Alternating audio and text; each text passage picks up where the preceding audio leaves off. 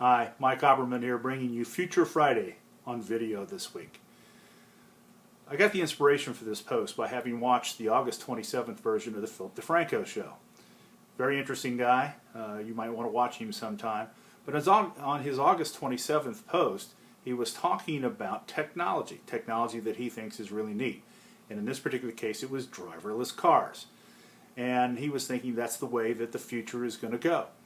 And then somebody reminded him that he needs to think about that from a different direction. And what happens to the drivers of cabs, limousines, buses, trucks that are all replaced by that driverless car technology. What happens to them? How do they make a living? How do they support their families? And it just made him think about that.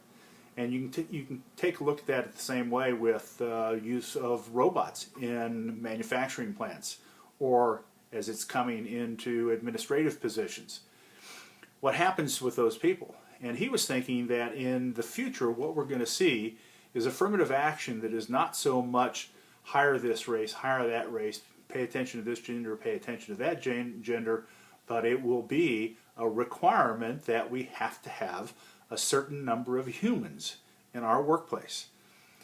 And I don't think that's going to happen anytime soon, but it's an interesting thought.